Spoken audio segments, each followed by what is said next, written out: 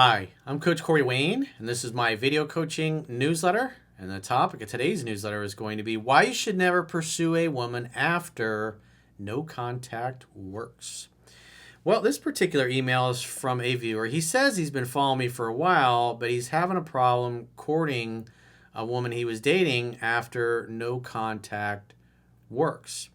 And so, again, I can tell this is a big part of this guy's issue. He just has been sloppy. He hasn't been a good student. He definitely ain't read 3% Man 10 to 15 times, and he's not following what's in 7 Principles to Get an Ex Back. And so what happened was he got dumped by his girlfriend. Then he went into no contact. And the reason why you go into no contact is because she's basically said, I'm only interested in friendship. I don't want to be together anymore. The strongest negotiating position is being able to walk away and mean it.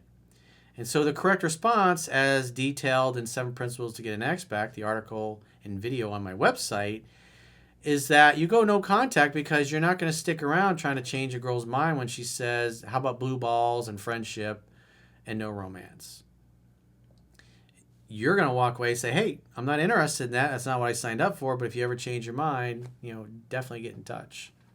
And if I'm still single, we can go out on a date maybe. And then you walk away and you never look back. You're not doing it as a technique. You're not doing it to punish her. You're just matter-of-factly looking at the situation going, she's offering you blue balls and friendship and being her gay male girlfriend, and you want to beat up her pelvis. And so you're not interested in anything other than beating up her pelvis. And so men who love and value themselves and respect themselves and have choice and have options are not going to stick around and try to change a woman's mind. They're just going to go find a woman who's like, hell yeah, I'd love to go out with you. Hell yeah, I'd love to see you. That would be great. He's going to go spend his time with women who have enthusiasm for him because he has a high self-esteem. And he wants to be around people that are excited that he's there, not women who are like, I just think he's a friend. We can be friends, but I don't want to date anymore. I don't want to be in a relationship with you. Oh, but let me talk about, Chad Thundercock, who I'm hooking up with now. It's like, no, I don't want to hear about that. It's like, I'm only interested in sex and romance. And if you're not, then hey, it's been great. I wish you all the best. And you're literally never going to call or text us. That's what no contact is. It's no contact forever. Unless she reaches out, you're never, ever going to speak again as long as you live. And so if she's unilaterally ended the relationship, which obviously it appears that's what this case is, and then she starts reaching back out, you have to look at it from the perspective of she fucked it up. She wrecked the relationship. She unilaterally ended your romance. Therefore, it's her job to fix it. She fucked it up. You broke it. You break it, you buy it. And so in this case, and a lot of guys make the mistake of, I got to get her back. I got to get her to like me. I got to convince her to give me another chance. It's like, no. She dumped you. She said, I'm not willing to work things out. I'm not willing to communicate. I'm not willing to stick around and fix things. She's like, I'm out. I'm like, okay, well, I'm out. If you're not going to make the effort, then I'm out of here. And so in this particular case, even if she does reach back out, your attitude actually should be, we'll see how it goes. If she's nice to me, if she treats me good, maybe I'll give her another chance. I'm open to being convinced. So she reaches out. You assume she wants to see you. You make a date in the evening at your place to make dinner together. Because that is a sex and romance kind of date. A woman that's trying to keep you stuck in friend zone, or a woman that thinks you're a bitch and that you'll just easily back down and comply with being her gay male girlfriend and blue balls, then you're not going to stick around for that. And you're not going to agree to do anything platonic. But a woman who's trying to keep you in friend zone is going to try to, let's meet for coffee, let's meet on neutral ground, let's do a group date with our mutual friends, let's go to lunch. And when you've been dumped and you're open to the possibility of giving her another chance to win you back over, well, guess what? It's going to be on your terms. The woman is supposed to submit to you after all. And her trying to get you to go to lunch or coffee or meet on neutral ground or go on a group date with friends is her way of trying to get you to comply with her wishes, and to see if you're man enough to stand up for what you want. And so that's why you're not going to leave your house. You're only going to be interested in dates in the evening to make dinner together at your house. And it's not her watching you make dinner. And it's not her coming over and you ordering takeout. The idea is to make dinner together so you can physically interact and bump into and touch each other in the kitchen to facilitate a seduction. You're not there to be a performing, clapping, and dancing seal to entertain her where she sits on her ass and watches you make food for her. You're supposed to do it together as a team because it facilitates the physical interaction. And so women that are trying to keep you stuck in friend zone will do everything they can to avoid coming over to your house to make dinner in the evening because they don't want to give you the impression that they're interested in sex and romance. And so that's why you will not, as it lays out in 7 Principles Get an Expect, why you will not go anywhere outside your house other than to go from wherever you are in your house to your front door to let her in when she comes over to make dinner together. These are the rules, these are the principles, because the more you allow her to run things, you start going to lunches and coffee dates and group dates and things of that nature, you're not going to get anywhere except stuck in friend zone with blue balls, and you're going to waste weeks and months of your life. This way, it prevents women from fucking you around and wasting your time. And women that are open to being seduced and open for a rekindling of the romance will submit to you, and they will come over and make dinner together. And if she comes over, like it lays out in 7 Principles Get an Expect, and you hang out and have fun and hook up 3 dates in a row, then after that, you can meet her out, you can pick her up, you can go on normal dates. But the caveat is she has to do 100% of the calling, texting, pursuing.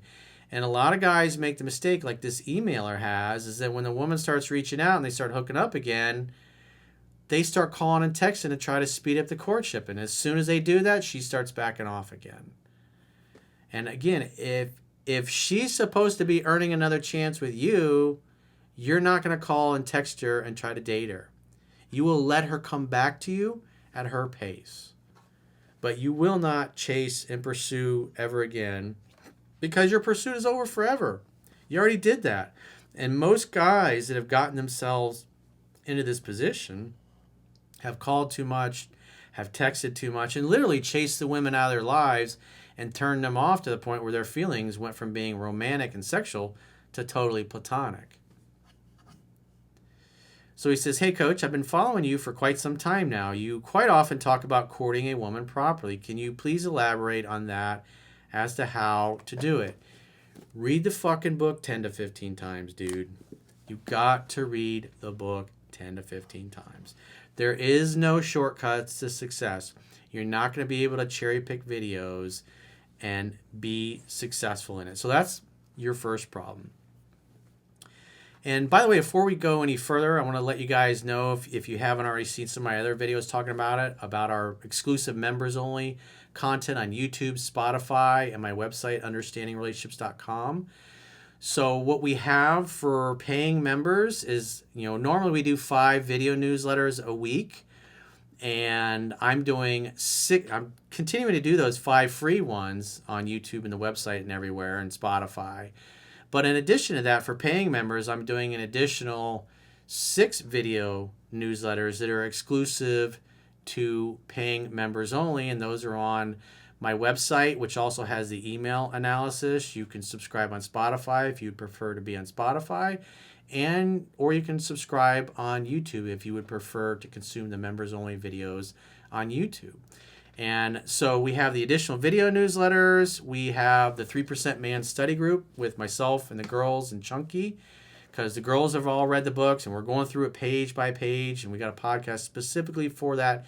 It's just a study group to really pick apart the book. And I think we're going to probably end up where some are 35, 40 episodes that are each an hour and an hour and a half. And so it's a lot of content and a lot of really going through the book slowly to give you guys additional resources to really help you learn the book. Plus we have the full podcast that I do with Caroline and the other girls where we answer your viewer questions because you guys have requested that. You were saying instead of us just putting out, one question in one video, you'd rather see the whole film day where we answer, 10 to 15 questions in one video. So we have those on there for you. We also have other exclusive members only content, especially stuff that I can't really say publicly without the Karens at the different social media companies shadow banning my account or my videos or hiding them, things of that nature. So those kinds of videos will also be in the paying members only videos. And so right underneath, if you're watching this video on YouTube, in the description, if you look at the video description, there will be a link if you want to subscribe on my website or you want to subscribe on YouTube or Spotify. So click whichever one you want and go follow us there.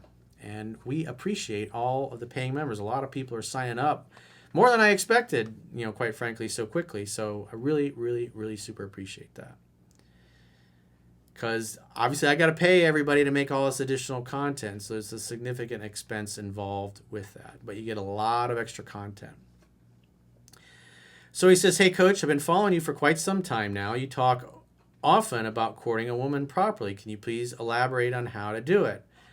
Also, once the woman is broken up and I went no contact, and in return, she also does the same and did it for as long as 8 months. Yeah, if you break up with a woman and she disappears for 8 months, she was really over it when she left you. But she went out in the real world and realized you were pretty fucking awesome and she couldn't find anybody better. It's like the red pill guys have such loser fucking mindsets. They go, oh, you were her second choice. That's how a loser thinks. That's how a guy that doesn't have choice with women thinks. Guys that have choice with women is like, you want to dare women to find somebody better than you. That's your attitude. Hey, you like the old Tom Petty song. If you think you can do better than me, then go. But you'll be back. And that's the attitude you need to have. You don't look at it and go, oh, she settled for me. It's like, what fucking loser think is that? She settled for me. No, she went out and realized that there's nobody better than me out there.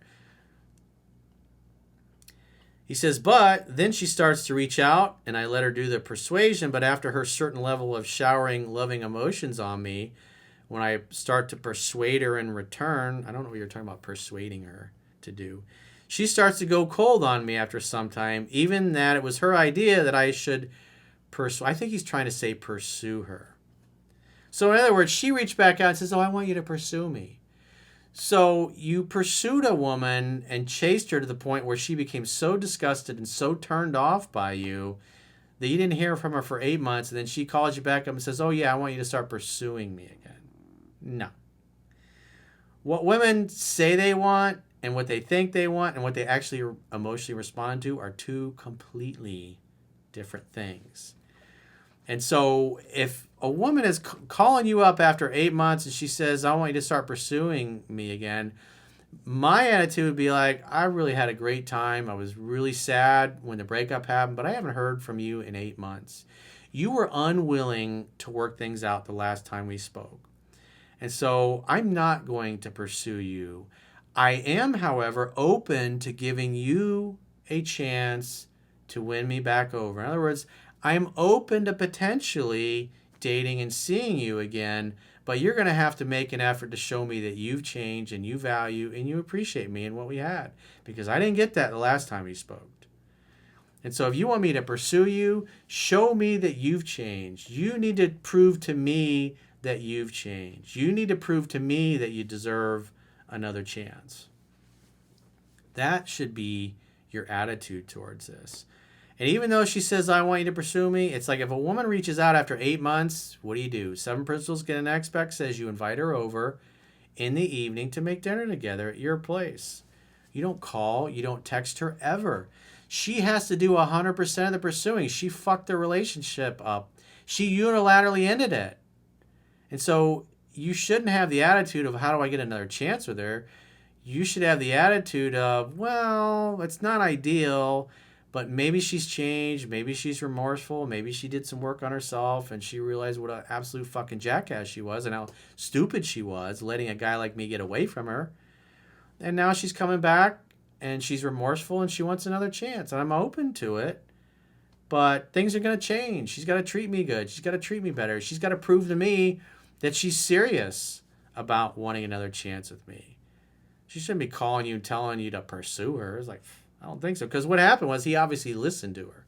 He started pursuing her, and then she became cold and distant. And the reason she became cold and distant is you did the opposite of what I teach.